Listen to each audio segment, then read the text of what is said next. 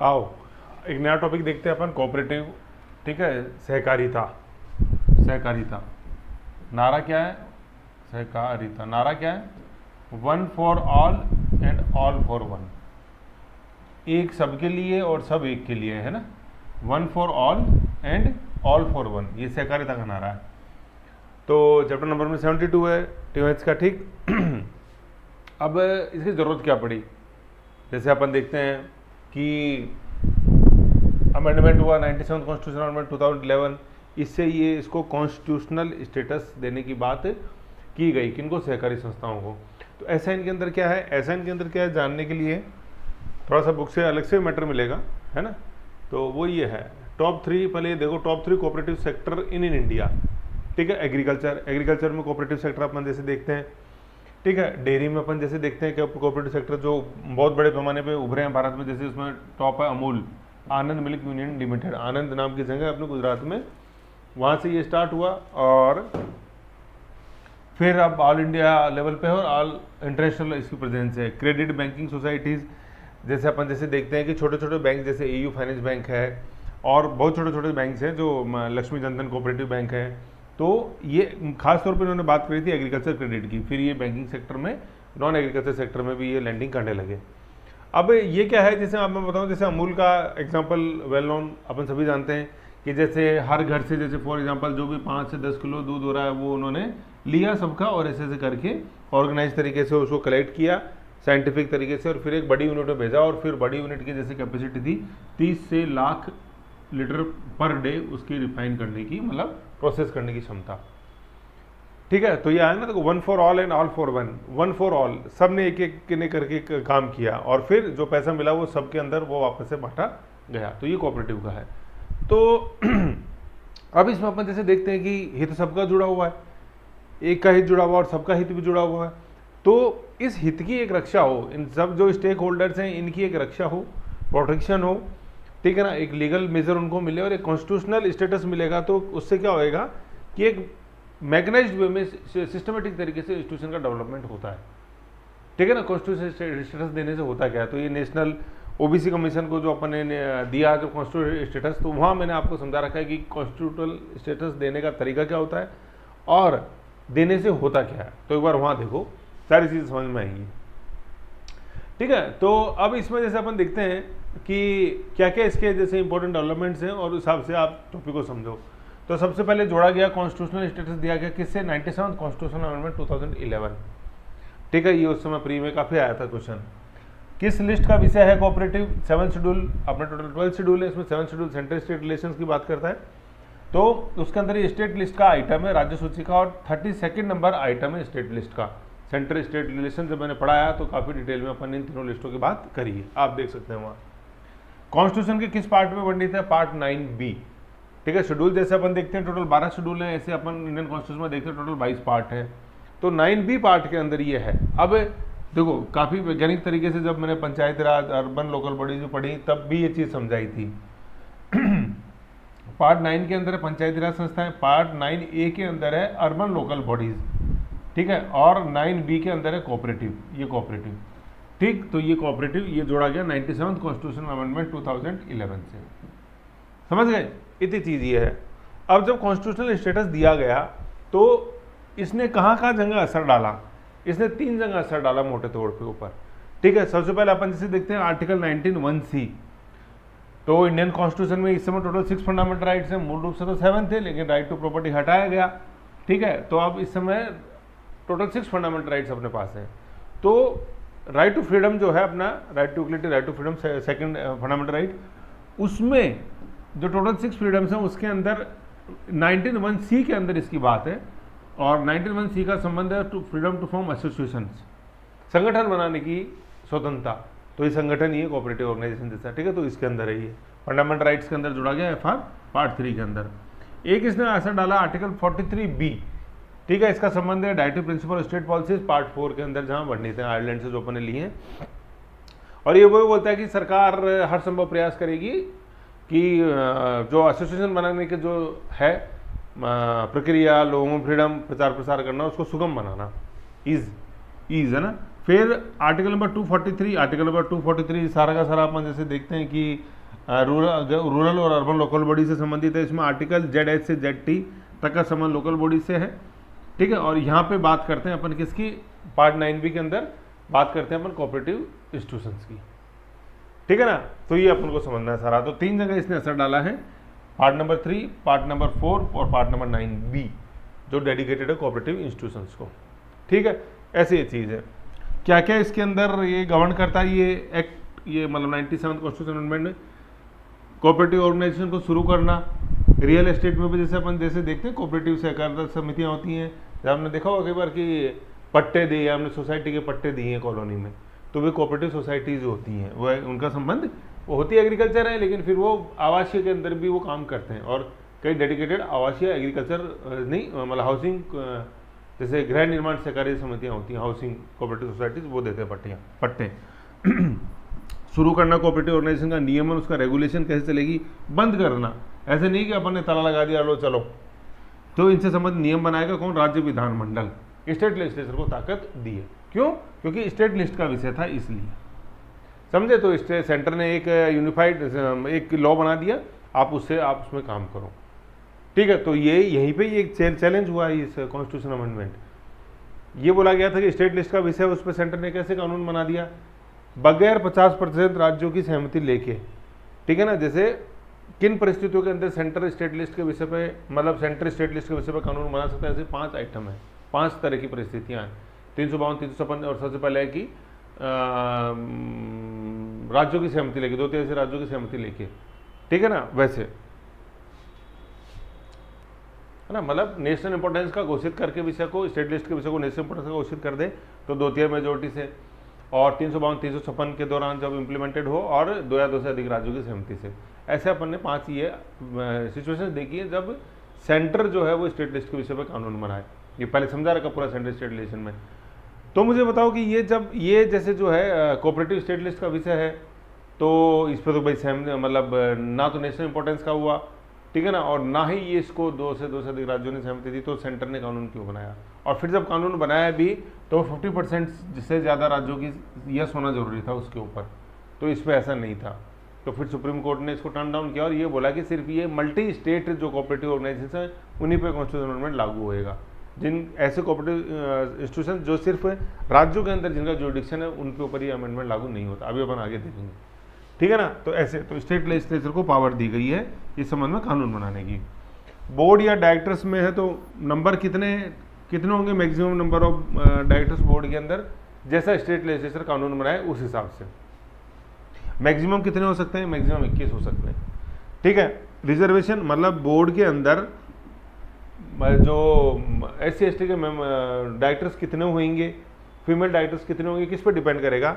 ये बोलता है कि अगर ऐसा कोऑपरेटिव ऑर्गेनाइजेशन है जिसके अंदर मेंबर्स SC/ST या फीमेल मेंबर्स हैं, ऐसा है कोऑपरेटिव ऑर्गेनाइजेशन, जैसे मान लो 100 लोगों ने मिलकर कोऑपरेटिव ऑर्गेनाइजेशन बनाया है, ठीक है। इसके बोर्ड ऑफ डायरेक्टर्स होंगे जिनकी संख्या टोटल 21 है, मतलब मैक्सिमम 21 हो सकती है, ठीक है ना। ये लिखा हुआ ना मैक्सिमम 21, कम से कम कितने भी हो सकते हैं। तो इनमें से SC/ST को रिजर्वेशन का क्या प्रोविज़न है, तो प्रोविज़न ये बोलता है कि अगर इन 100 के अंदर ये हैं SC/ST या फीमेल मेंबर्स हैं, भाई 100 तो मेंबर्स हैं ना कोऑपरेटिव ऑर्गेनाइजेशंस के, ये हैं बोर्ड ऑफ डायरेक्टर, तो ठीक है। तो अगर इस मेंबर्स में SC/ST हैं अपने, तो इनके अंदर SC/ST होना जरूरी है और एक फीमेल बोर्ड ऑफ डायरेक्टर होना जरूरी है, ये बोलता है, ठीक है ना। इफ SC/ST मेंबर्स ये, तो बोर्ड के अंदर क्या होंगे, एक SC/ST होगा और 2 फीमेल एटलीस्ट, सॉरी 2 मैं ही भूल गया था, तो 2 यहाँ पे ये इस बोर्ड के अंदर ही होंगे, समझ गए। ऐसे ये चीज़ है, ठीक है। फिर अपन देखते हैं कि टेन्योर मेंबर का कितना टेन्योर होगा, 5 ईयर का टेन्योर होएगा, ठीक है ना। जैसे ये टेन्योर जो सदस्य के रूप में जैसे जो जुड़ेंगे उनका टेन्योर क्या होगा, 5 ईयर का टेन्योर होगा, ठीक है ना। तो ये यहाँ पे लिखा हुआ मेंबर्स का टेन्योर 5 ईयर्स का होगा। देखो ये मेंबर्स कौन से मेंबर्स हैं, ठीक है ना। ये मेंबर वो नहीं है जैसे मैंने बताया कि 100 जनों से इकट्ठा लग करके दूर लेकर आ रहे हैं 100 जनों कोऑपरेटिव सोसाइटी में, ये वो नहीं है। ये क्या है कि बोर्ड ऑफ डायरेक्टर्स तो अलग है, इसके अलावा ये क्या होता है, जैसे अध्यक्ष होता है कोऑपरेटिव सोसाइटी का, ठीक है ना, चेयरमैन अध्यक्ष, उपाध्यक्ष, डिप्टी चेयरमैन, ठीक है। फिर सचिव होते हैं, सेक्रेटरी, फिर डिप्टी सेक्रेटरी, उप सचिव हो गया, एंड देन ट्रेजरर होते हैं, कोषाध्यक्ष होते हैं। ये वो मतलब उन मेंबर्स में ही किसी को ये बना दिया जाता है, 100 में से ही किन को ये बना दिया जाता है, ठीक है ना। तो इनका टेन्योर है 5 साल का, ठीक है, ऐसे है ये।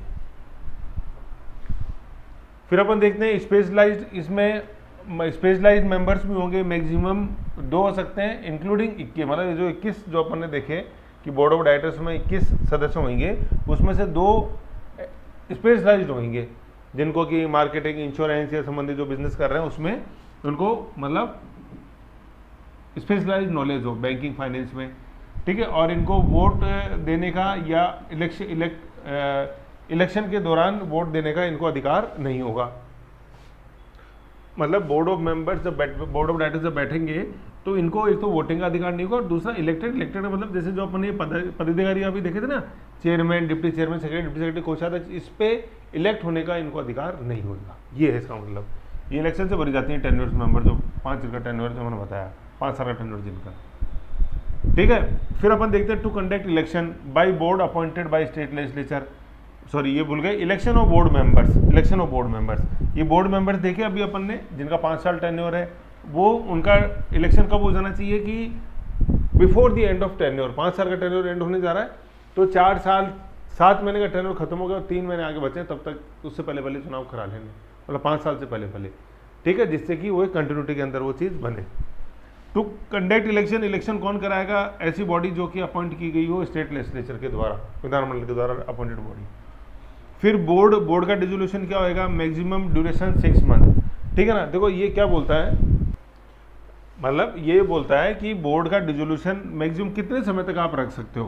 भाई बोर्ड का हमेशा बना रहना जरूरी है, क्योंकि वो सबसे क्रियाशील इकाई है इस संस्था की, कोऑपरेटिव इंस्टीट्यूशन की, तो उसको आप मैक्सिमम डिसोल्यूशन उसका रख सकते हो, विघटन कितने समय तक? मैक्सिमम 6 माह तक। और डिसोल्यूशन किन परिस्थितियों में होएगा? रीजन क्या है कि इनकम्प्लीट वर्क, जो वर्क दिया उनको वो नहीं कर रहे हैं पूरा, नेग्लिजेंस, लापरवाही, हॉस्टाइल हो गए, इंस्टीट्यूशन का जो मकसद है उससे उल्टे जा रहे हैं, और इलेक्शन टाइम पे नहीं करा है पदाधिकारियों के, तो वो डिसॉल्व हो जाएगा। और मैक्सिमम डिसोल्यूशन की अवधि क्या है? 6 महीने तक। ऑडिट 1 साल में कम से कम एक बार ऑडिट तो होनी चाहिए, और 6 महीने before end of financial year वो होनी चाहिए। ऐसा नहीं कि पहली ऑडिट तो आपने आते ही करा ली और दूसरी ऑडिट जाते समय करा रहे हो आप, तो जाते समय करा रहे हो तो फिर तो वो ऑडिट का जो पैराज बनेंगे, आक्षेप जो उनकी पूर्ति का तो समय ही नहीं मिला। तो 1 साल के अंदर एक, और फाइनेंशियल ईयर खत्म होने से पहले 6 महीने पहले। तो कहने का मतलब है कि पहली 6 महीने में ही हो जानी चाहिए दोनों, पहले साल में। और फिर किसके द्वारा? बाई ऑडिटर अपॉइंटेड बाई आम सभा, जनरल असेंबली हुई कि जो टोटल 100 सदस्य जैसे अपन ने बताए थे, तो वो सबको मिला के बनती है जनरल असेंबली। गांव में भी होती है ग्राम सभा, तो ग्राम सभा के सदस्य कौन होते हैं कि उस गांव में जितने भी व्यक्ति ग्राम पंचायत के अंदर वोटर लिस्ट में हैं, वो सब ग्राम सभा बनाते हैं, सभी आते हैं उसके अंदर वोटर लिस्ट में जिनका नाम है। कोई टीचर मान लो यूपी का है आके, जैसे मान लो फॉर एग्जाम्पल जयपुर के अंदर रह रहे हैं किसी गाँव में, तो ग्राम सभा के सदस्य नहीं होते। क्यों? क्योंकि उनका नाम नहीं है उस गाँव की वोटर लिस्ट में, उस गांव संबंधित जिस गांव में रह रहे हैं टीचर की पोस्टिंग के दौरान। फिर आम सभा की बैठक क्या होती है? 6 महीने before end of the financial year होनी चाहिए, 6 महीने से पहले खत्म होने से पहले होनी चाहिए। फिर जो सदस्य होते हैं, जो भी अपन ने सब 100 गिने, उनके क्या क्या अधिकार होते हैं, ठीक है। टू ऑब्टेन इन्फॉर्मेशन, सूचना प्राप्त करना है कि क्या काम कर रहा है बोर्ड और पदाधिकारी। रिटर्न रिलेटेड क्राइम, अब जैसे क्या होता है कि मैंने आपको बताया कि भाई अभी जैसे बता रहा था मैं कि भाई ये इंपॉर्टेंट है था, क्योंकि बिल्कुल एक निचले तबके से लोग जो होते हैं ग्रामीण पृष्ठभूमि से, वो जुड़े रहते हैं कोऑपरेटिव सोसाइटी से, तो उन्हें हितों की रक्षा जरूरी है। तो किस तरह के क्राइम होते हैं, मैं जैसे अभी वो तो आगे और देखेंगे, लेकिन संगठन में देखते हैं पर किस तरह की रॉन्ग रिटर्न, गलत रिटर्न फाइल कर देना, टर्नओवर इतना और इनकम दिखाना, रॉन्ग इन्फॉर्मेशन देना। फिर अमाउंट बैक इन 14 डेज, ये अमाउंट बैक इन 14 डेज क्या है? फॉर एग्जाम्पल जैसे अपन देख रहे थे कोऑपरेटिव सोसाइटी है, वो सबसे थोड़ा पैसा इकट्ठा कर रही है चिटफंड टाइप में, और फिर वो आगे म्यूचुअल फंड में इन्वेस्ट करती है, ठीक है। तो इसके अंदर क्या है कि जैसे आपने उन 100 मेंबर से किसी से 10 रुपये लिए, किसी से 20 लिए, किसी से 500 लिए, ठीक है। तो अब जैसे फॉर एग्जांपल जैसे 530 रुपये हो गए, तो भैया 530 रुपये आप इस फर्म के अकाउंट में जमा कराओ ना, 530 रुपये, और फिर उसको आगे इन्वेस्ट करो म्यूचुअल फंड में, आप जो भी कर रहे हो। तो ये लेकिन ये मतलब आपको 14 दिन के अंदर अंदर इसमें जमा कराने टोटल अमाउंट जो इकट्ठा हो गया। कई बार नहीं कराते, दूसरी जगह इन्वेस्ट कर दिया, फिर ब्याज ले लिया, फिर बाद में फर्म के अकाउंट में जमा कराया म्यूचुअल फंड में इन्वेस्ट होने की, तो ऐसा नहीं होना चाहिए, ठीक है। फिर मॉर्टगेज आपने गिरवी रख दी कोऑपरेटिव की संपत्ति, ठीक है, ऐसे। फिर एक देखते हैं अपन सबसे important multi state cooperative societies, तो ये पार्लियामेंट लॉ के द्वारा स्थापित करेगी। मल्टी स्टेट मतलब जो राजस्थान में भी काम कर रही है, गुजरात में भी काम कर रही है, दोनों राज्यों के अंदर काम कर रही है, मल्टी स्टेट कोऑपरेटिव सोसाइटीज। फिर यूनियन टेरिटरीज के अंदर कोऑपरेटिव सोसाइटी किसके निर्देश पर स्थापित होगी? राष्ट्रपति के निर्देश के ऊपर स्थापित होगी। ठीक है, इंपॉर्टेंट है। फिर मौजूदा कानून कि जब तक पार्लियामेंट या स्टेट लेजिस्लेचर निरसन नहीं करती, रिपील नहीं करती, हटाती नहीं, तब तक वो बने रहेंगे। फिर अपन देखते हैं कि 97th कॉन्स्टिट्यूशन अमेंडमेंट 2011 को लाने का क्या कारण थे, जहाँ से अपन ने टॉपिक चालू किया था। तो ये मैं बता रहा था, तो cooperative societies important role in economy, but लेकिन क्या इनके इलेक्शन समय पे नहीं होते हैं, जैसे जो अभी अपन ने पदाधिकारी गिने थे जिनका टेन्योर 5 साल का है। नॉन प्रोफेशनल मैनेजमेंट, स्पेशलाइज, जैसे अब 2 जोड़े गए ना, तो पहले वो भी नहीं थे। डेमोक्रेटिक प्रिंसिपल्स में नहीं चुने जाते। ठीक है ना, डेमोक्रेटिक प्रिंसिपल में ट्रांसपेरेंसी होनी चाहिए, सभी का पार्टिसिपेशन होना चाहिए, तो वो इसने इंश्योर किया। Interest of stake holders and members, उसकी पूर्ति नहीं हो रही थी, जैसे मैंने अभी एग्जांपल दिया। अब मनी 14 दिन के अंदर आपको जमा करानी पड़ेगी, ऑडिट करानी पड़ेगी, जैसे अपन ने देखा 1 साल में 2 मीटिंग होएंगी, 6 महीने पहले कम से कम। ठीक है ना, तो ये कारण। फिर दूसरा 7 शेड्यूल स्टेट लिस्ट का विषय 32 आइटम है, तो सोशल एंड इकोनॉमिक जस्टिस को इंश्योर करता है। फंडामेंटल राइट 19(1)(c), डाइट प्रिंसिपल अपन ने देखा ऐसे 43, और सोशल जस्टिस को, और अननेसेसरी इंटरफेरेंस सरकार का इनके अंदर रहता है, जैसे मैंने बताया डीपीएसपी के अंदर सरकार डाइट प्रिंसिपल स्टेट पॉलिसी के माध्यम से अब करेगी कि भाई इनका जो कार्य प्रणाली है, इनको स्टार्ट करना, इनका रेगुलेशन, इनका डिसोल्यूशन बंद होना, मतलब क्लोज होना, वो सब सुगम बने। ठीक है ना, तो business ease of doing business जैसे अपन ने देखा ना, तो ये ease of doing business cooperative society से रिलेटेड है। तो ईज ऑफ डूइंग बिजनेस में ये होता है कि भाई बिजनेस चालू करने में भी सुगमता होनी चाहिए, और अगर मैं बंद करना चाहता हूँ बिजनेस, तो उसमें भी मेरे को सुगमता मिलनी चाहिए सरकार की तरफ से। ऐसा नहीं कि सिर्फ चालू करना जरूरी है, बंद करने में भी सुगमता मिलनी चाहिए। ठीक है, फिर अपन जैसे देखते हैं 97 कॉन्स्टिट्यूशन अमेंडमेंट की लीगल वैलिडिटी कोर्ट के अंदर चैलेंज की गई। कोर्ट का क्या कहना था, जो मैंने पहले बताया वही चीज़ यहाँ आ रही है। केस था ये Rajendra Sai versus union of India 2011 में आया। इसमें हाई कोर्ट गुजरात के अंदर रखा गया, फिर सुप्रीम कोर्ट ने बुलाया, मतलब सॉरी सुप्रीम कोर्ट में हुआ, लेकिन रिवर्ट बैक हाई कोर्ट के अंदर आया, फिर हाई कोर्ट ने क्या डिसीजन दिया, फिर ये देखो सुप्रीम कोर्ट में अपील थी, ये देखो आप। तो देखो क्या है कि सुप्रीम कोर्ट का निर्णय भी हाई कोर्ट के फेवर में था, वही है। तो अपन देखते हैं हाईकोर्ट, गुजरात हाईकोर्ट ने क्या डिसीजन दिया। ये बोला कि 97 कॉन्स्टिट्यूशन अमेंडमेंट 2011 एंटी कॉन्स्टिट्यूशनल है। क्यों? क्योंकि राज्य द्वारा अपेक्षित अनुसमर्थन के अभाव में 50% से राज्यों की सहमति जरूरत थी, वो यहाँ नहीं दी गई। सहकारी समिति राज्य सूची का विषय 32वां नंबर। अतः उक्त संविधान संशोधन में के तहत संसद द्वारा राज्य सूची के विषय पर कानून बनाया गया बिना राज्यों की सहमति से। 50% से ज़्यादा राज्यों की सहमति मस्ट थी, क्योंकि वो 5 परिस्थितियाँ थी ही नहीं, है ना। तो फिर इसके हाईकोर्ट ने निर्णय दिया, फिर उसके 7 साल बाद 8 साल बाद ये सुप्रीम कोर्ट में चैलेंज हुआ 2021 के अंदर। सुप्रीम कोर्ट ने कहा बोला गुजरात हाईकोर्ट इज राइट, परंतु भाग 9B को खत्म नहीं किया है। जैसे एनजीएससी तो बिल्कुल हटा दिया था, इसे खत्म नहीं किया है। तो ये किन पे लागू रहेगी कि 97 कॉन्स्टिट्यूशन में 2011 केवल मल्टी स्टेट जो कोऑपरेटिव सोसाइटीज है उन्हीं पे लागू होगी, जिनका जुडिक्शन केवल एक स्टेट के अंदर कोऑपरेटिव सोसाइटीज पे, उन पे 97 कॉन्स्टिट्यूशन में लागू नहीं होएगा। ये समझने वाली बात है। तो पूरी तरह से रिपील नहीं हुआ, ये बहुत इंपॉर्टेंट कॉन्सेप्ट है। पूरा जो अपन ने पढ़ा उसमें सबसे इंपॉर्टेंट यही है, केवल मल्टी स्टेट कोऑपरेटिव सोसाइटी पर ही इंप्लीमेंट होगा 97 कॉन्स्टिट्यूशन में 2011। फिर अपन जैसे देखते हैं कि मिनिस्ट्री ऑफ कोऑपरेटिव ना बोल के अपन बोलेंगे मिनिस्ट्री ऑफ कोऑपरेशन, है ना। मिनिस्ट्री ऑफ कोऑपरेशन ये कब स्थापित हुई? 2021 के अंदर। मकसद क्या था? To strengthen cooperative movement in India. ठीक है, मिनिस्ट्री ऑफ कोऑपरेशन है ये, किस लिए? कोऑपरेटिव ऑर्गेनाइजेशन या मूवमेंट को और ज़्यादा पॉपुलर करने के लिए। इससे पहले कोऑपरेटिव जो था किसके अंडर में आता था? मिनिस्ट्री ऑफ एग्रीकल्चर के अंडर में आता था। ठीक है, top 3 cooperative sectors in India मैंने बताया, एग्रीकल्चर, अपने dairy and credit and banking से संबंधित। फिर कोऑपरेटिव सोसाइटी एक्ट जो प्रेजेंट में एग्जिस्टेंस है ये 1912 का है। और राजस्थान के अंदर जो सबसे पहले कोऑपरेटिव सोसाइटी बनी थी आपने देखा वो भिनाय। ठीक है, भिनाय, ये अपने अजमेर के अंदर भिनाय। ठीक, ये वहाँ कोऑपरेटिव सोसाइटी स्थापित हुई थी 1912 एक्ट के तहत। ठीक है, 1912 का एक्ट। राजधानी बनी थी, राजधानी परिवर्तित जो हुई दिल्ली, वो 1912 की है।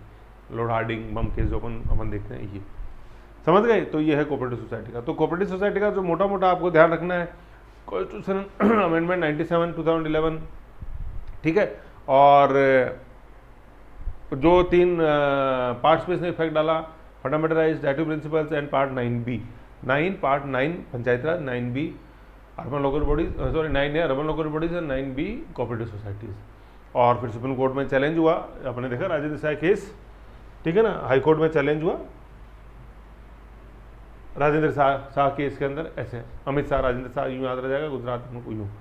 और आज की तारीख में पार्ट 9 भी एग्जिस्ट करता है, लेकिन उसका जुडिशन केवल मल्टी स्टेट कोऑपरेटिव सोसाइटीज़ के ऊपर ही है। समझ गए? तो ऐसे अपन को ये शॉर्ट एंड स्वीट है। बाकी जो इसके क्वेश्चन हों एक बार मिले देखो, है ना, जो दर्पण के अंदर अपने आते हैं कंटेम्प्रेरी एग्जाम्स के क्वेश्चन, उनको जैसे पढ़ो लिखो तो उसमें समझ में आएगी इसका इंपॉर्टेंस रेलिवेंस, और मजबूत बनेगा ऐसे। ठीक है, तो ऐसे शॉर्ट एंड स्वीट था। मिलते हैं नेक्स्ट टॉपिक के अंदर अपन। ओके।